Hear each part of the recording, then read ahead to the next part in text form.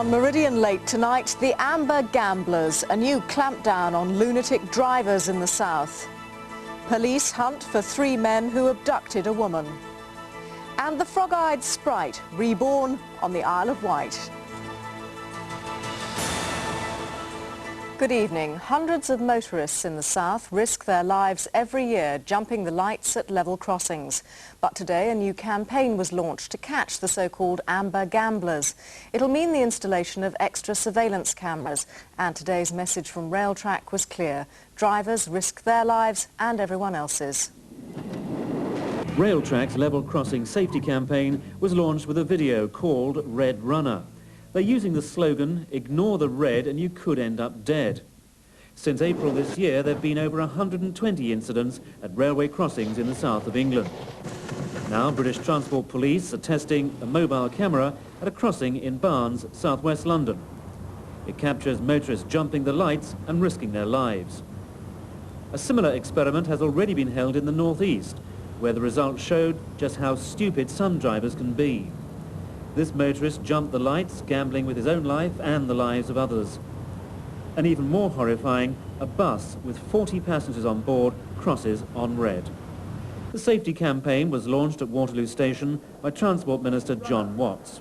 The other safety campaigns that the department has run, for example on Kill Your Speed, on drinking and driving, have been effective over a number of years. And I believe that this important initiative from Railtrack will also be successful. One of the worst black spots is Poole High Street. There have been 11 incidents in the last 2 years, some involving pedestrians being struck by the barrier while trying to jump the lights. If this experiment is successful, mobile and fixed surveillance cameras could be introduced at level crossings throughout the region. Police have named the man and woman killed in a plane crash in West Sussex at the weekend. They were 54-year-old pilot Michael McGrath from Harrow and his passenger Iris White, a 59-year-old nursing home manageress from Meadow Close in Worthing. Another passenger, 48-year-old Barry Lawson from Wembley, is seriously ill. 2 British fighter planes from the Portsmouth-based aircraft carrier HMS Invincible have come under attack from Serbian surface-to-air missiles. The attack follows yesterday's massive NATO airstrike on an airfield in Croatia. The Royal Navy Sea Harriers are said to have narrowly escaped damage during this morning's missile launch. They were flying a regular combat air patrol to guard the no-fly zone over Bosnia when 2 missiles were fired at them. The attack came from the Banja Luka region in the Serb heartland.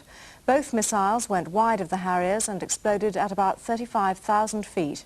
The Russian-designed SAMs are said by experts to be obsolete and no longer effective against modern warplanes. Both aircraft returned safely to HMS Invincible.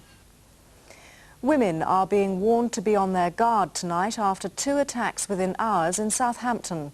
One woman was assaulted after she accepted a lift in a car. Just a few hours later, 2 men tried to drag another woman into their vehicle. It began at Bittern Triangle in Southampton a little after 9 last night.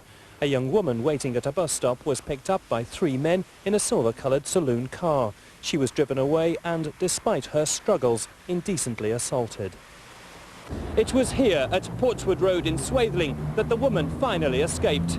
As the car stopped at these traffic lights, she managed to open the door and run from the vehicle. 5 hours later at 2 a.m. and a second woman was grabbed in the street as she left Jester's nightclub at nearby Portswood.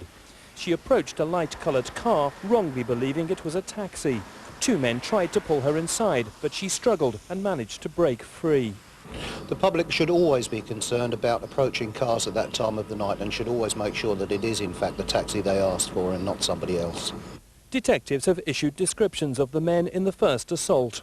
All 3 are Asian. The first was around 20, 5 foot 6 inches tall with a short beard and moustache. He was with a man about 25, 6 feet tall and stocky. The third man, the driver, was clean-shaven with a chubby face. 2 of the men wore turbans. Hampshire County Council says it may have to cut back on social services to meet a cash shortfall. Officers say an increase in demand for services is putting an unexpected strain on its community care budget. Money which had been earmarked for other projects may now have to be used to make up the shortfall. Meanwhile, a meeting is to be held to try to end the cash crisis facing community care on the Isle of Wight.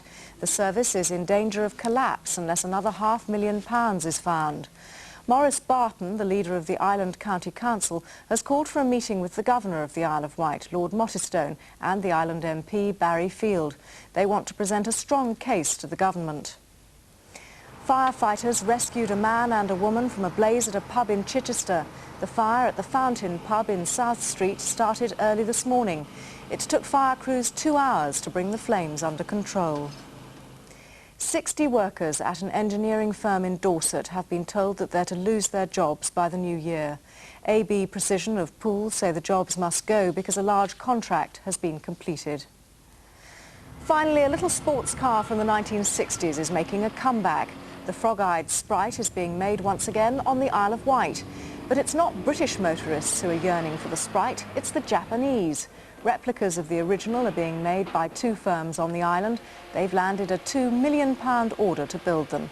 There is one slight difference, however. The 1990 versions are made of glass fibre. And that's all the Meridian news for today. We'll be back during GMTV from 6:15 tomorrow. Good night.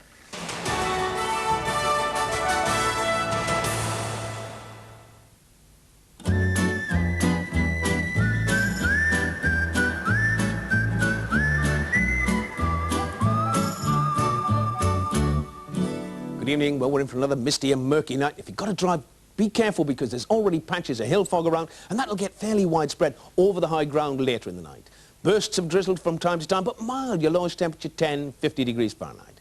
Now, our chart for noon tomorrow shows the front still well to the north of us, still this moist southerly wind, so another generally dry day, but cloudy just about right the way through. Tomorrow morning then, a real dull start, still misty and murky, this patchy fog on the high ground, the odd spot of drizzle around, but gradually as it goes through the morning, that fog just slowly lifting up. And then into the afternoon, generally dry, good to get cloud right through, but there could be the odd spot of sun, particularly in the north and over in the east. Best temperatures tomorrow, we're looking for a warm 15, that's 59. That's all from me now. Good night.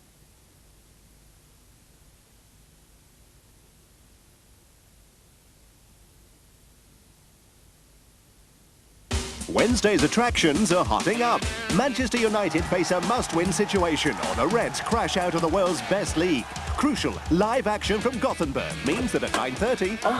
Who's that? Who, indeed.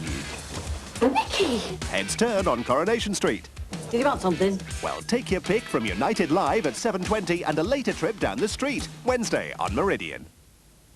Love is a drug. I want to know everything there is to know about you. Power is an addiction. My power over you is total, because that's the only way I can trust you. Revenge is sweet. Sure, we'll kill idiots. We'll go when we're ready. I'm ready now! Barbara Hershey in Passion Flower, Thursday at 10:45 on Meridian.